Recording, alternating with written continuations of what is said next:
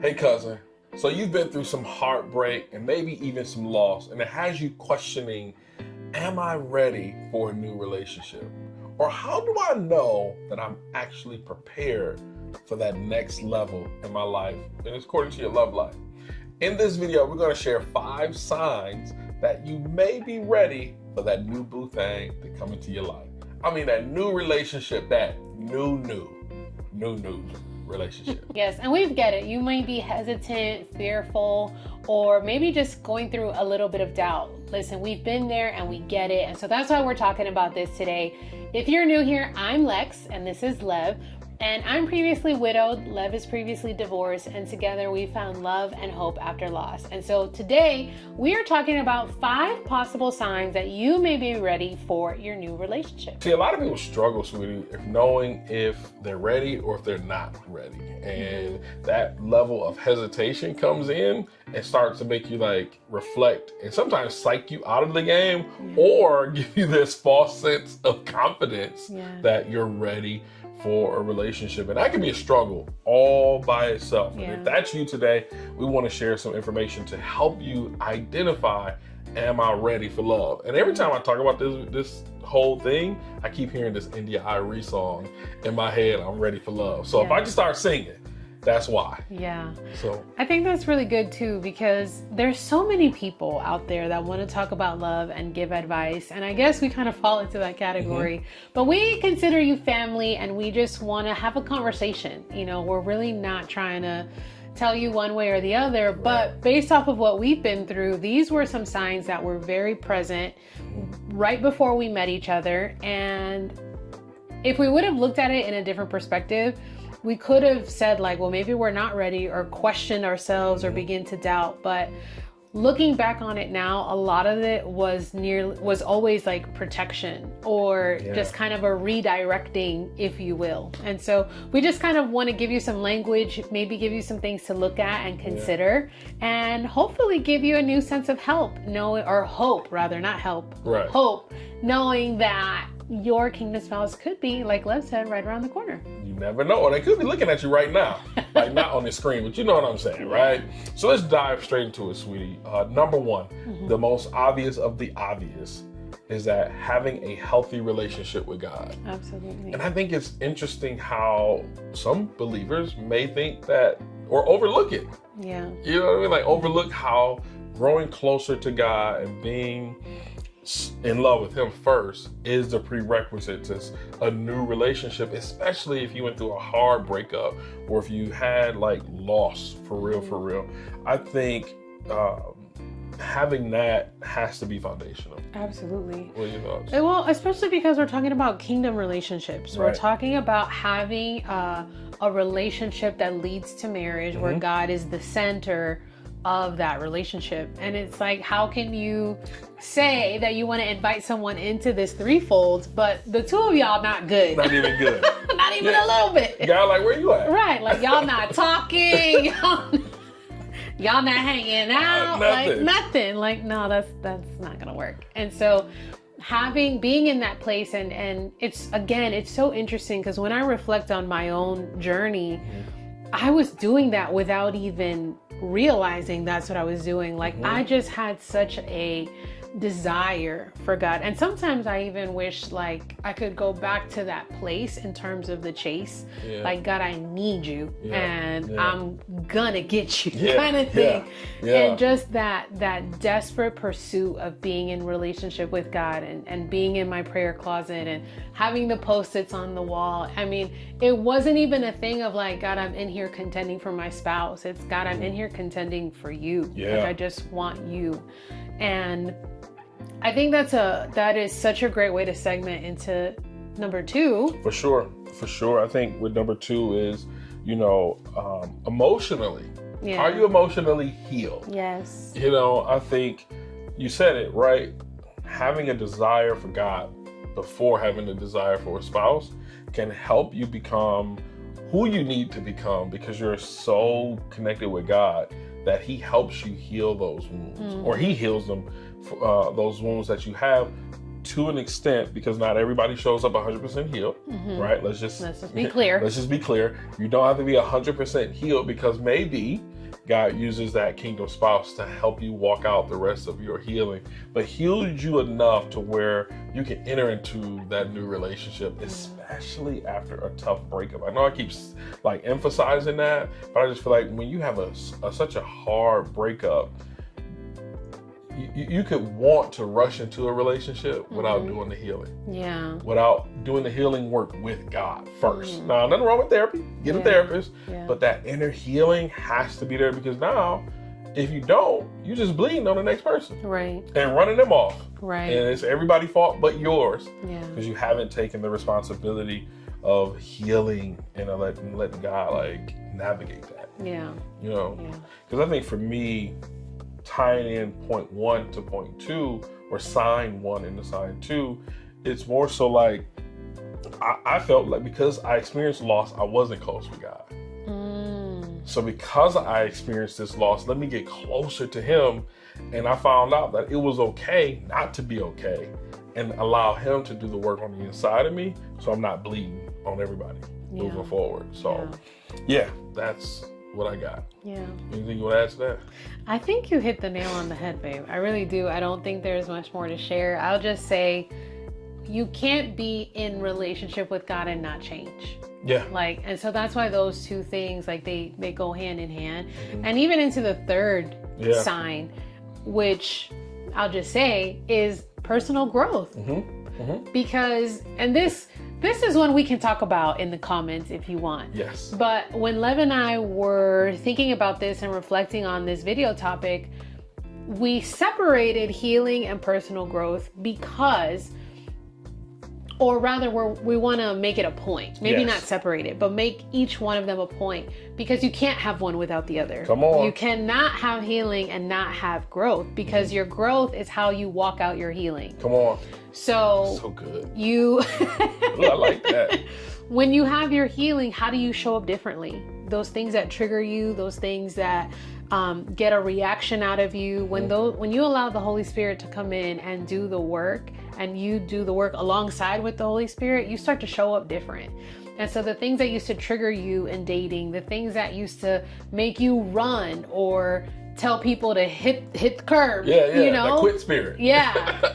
Those things tend to dissipate when you're pursuing God, when you're healing, and now you're seeing the action, the practical part of your healing show up in your personal growth and development. Yeah, we were talking about it. I look at it this way. This is just me. Your healing deals with your emotions primarily. It's just primarily. But the growth is the mindset. Yes.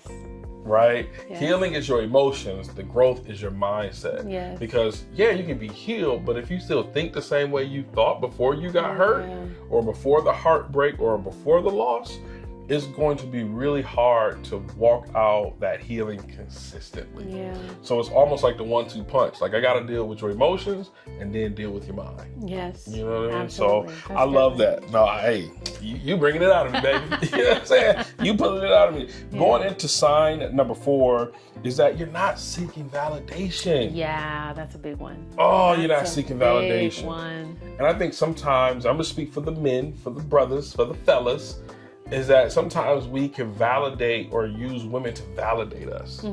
Like, if you listen, and this is gonna sound very, very shallow, but it's real if men are honest. Be honest with me down in the comments, fellas.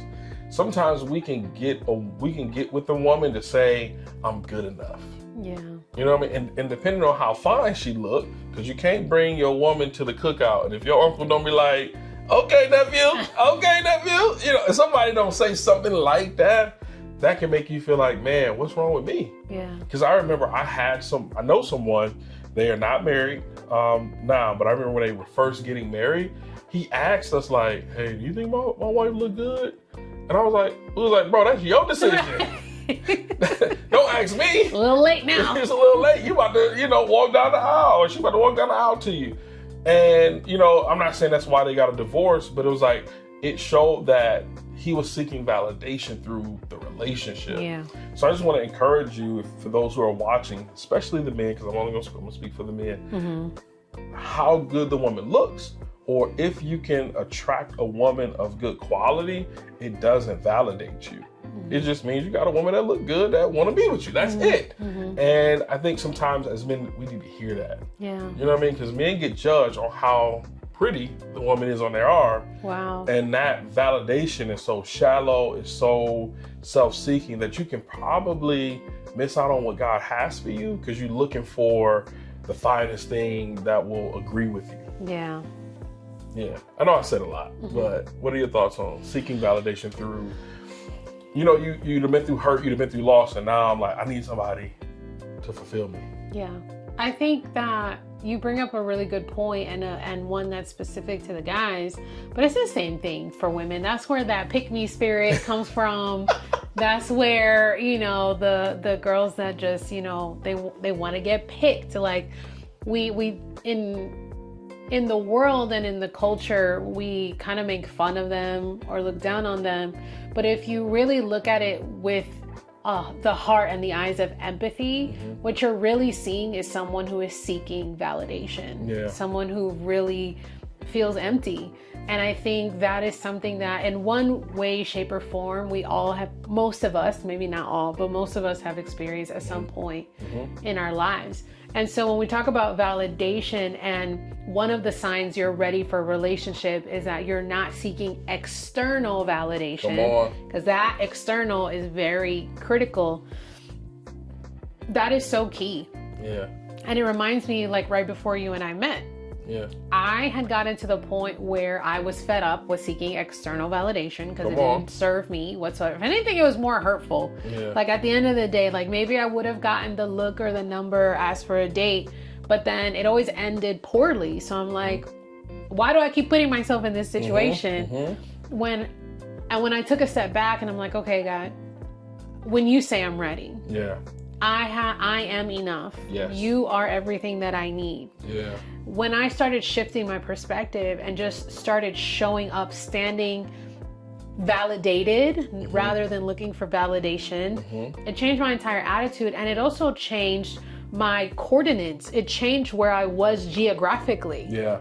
Because I remember there were times I would go to the bar or go to the club or go wherever to be seen or to think that someone's going to see me. And when I stopped doing that, and I'm just like, okay, God, you say I'm enough. All of a sudden it was like, okay, what does Alexis want to do?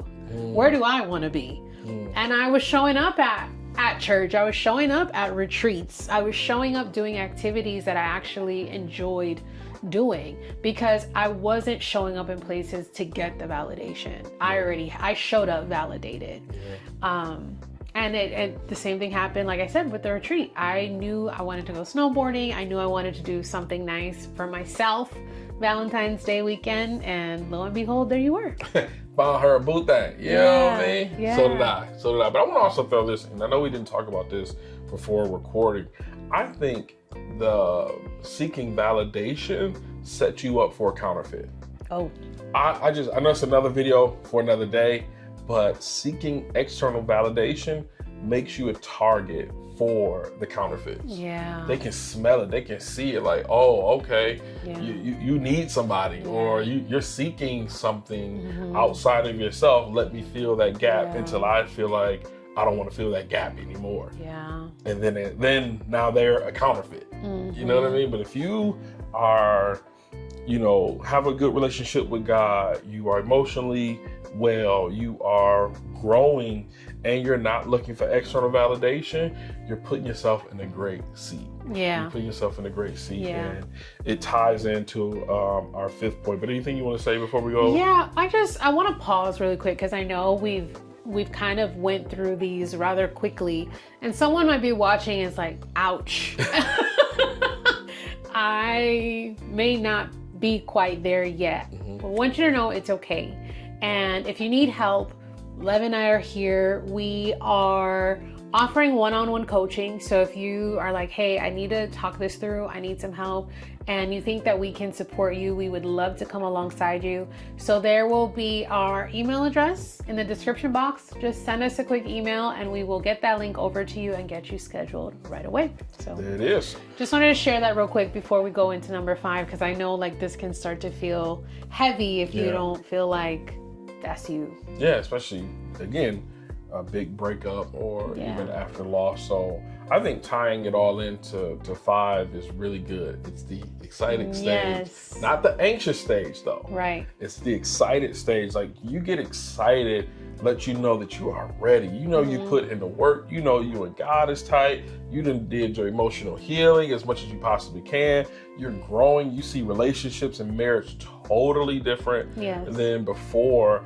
This is the time to get excited. And that's one of the great signs. And not anxious though. Like anxious, like, oh, I just want. No. You are content. I think when you get to that place of contentment, you're ready to receive. What are your thoughts, Susie? Absolutely. The thing is that what I have found about anxiety is that anxiety is all of the what ifs. You know, what if I miss him? What if I miss her? What if I don't see them? Or what if that was her, now it's not?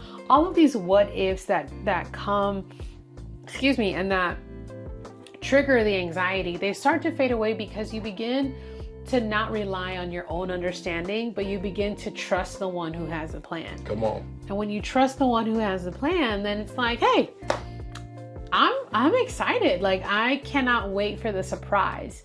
And it does take a minute to get to that place because we're built for community, we're built for relationship, and we get it. Like, we're definitely not trying to downplay what feels like a burning desire for partnership, companionship, for a kingdom spouse. But what we're saying is, when you're able to work through some of these things and you're seeing these signs start to show up, that's a very good indication that you are very close to meeting your kingdom spouse. And when I think of the excitement, excitement removes the burden. Yeah. Anxiety places the burden. Yes, that's good. You know, the excitement says, man, I'm ready when it happens. I'm going to continue to work on me. I'm going to continue to show up. I'm going to continue to do me. Like, you know, we share here is that, hey, you got to, for the ladies, look your best, present your best, step out, go do your thing. And that's fun. Like, I imagine that as a woman, getting all dialed up and dressed up, smelling good, going to your STK, going to your favorite restaurant, you know what I mean? Even if you don't have a date, even if you don't find someone, you have fun. Yeah. It's exciting. It gives you something to do, right? But when it's anxious, it's a burden. Yeah. You're like, oh, it just got to happen. Or you start talking about your biological clock ticking. Or you start thinking, all these burdens start to show up when you are at the stage of being anxious instead of being excited. When you're at the place of excited, you know at any moment God can bring that person into your life. And we've talked about it here before on this channel, where when God is in it, there seems to be an acceleration. So you're not tripping on, man, I've been waiting X amount of months or X amount of years. You know, like if I'm doing the work and these signs are showing up, it's only a matter of time. Yeah. And God don't waste time anyway. So it's all good. Absolutely. Absolutely. So with that, I want to reiterate again, like, if you're watching and you're like, man, I got some work to do. We want you to know that's okay. And that's actually a really great place to be too, because now you know. Yes. And with knowing, that's when you can really come before the Lord and he can guide you and lead you in a way. And like Lev said, acceleration. Once you know what's going on and where you need help, you begin to invite the Holy Spirit into those places. Man, that's a fast track, because now you're not fighting or going down this rabbit hole that leads to nowhere. Exactly. It's all about just trusting God's timing. Yeah. Just trust God's timing. God will do it when the time is right, not a moment sooner or a moment like, he's never tardy. Believe that. He's just really watching you. And if all 5 of these signs are active in your life, I want to encourage you to get excited, to send us a testimony. You can say, listen, I saw this video, all the signs were aligned, and I found my boo thing. Come on, somebody. Let's get it. So again, thank you all for watching this video. Again, these are the 5 signs that you may be ready for a new relationship. So before we leave, make sure you hit that subscribe button, hit the like button as well. But more importantly, YouTube has a video here on the screen that they believe will be a good fit for you to keep watching here on our channel. So watch it. Let us know when you start watching the other video, and we'll see you in the next video. We'll see you in the next video. See y'all. Bye. Bye.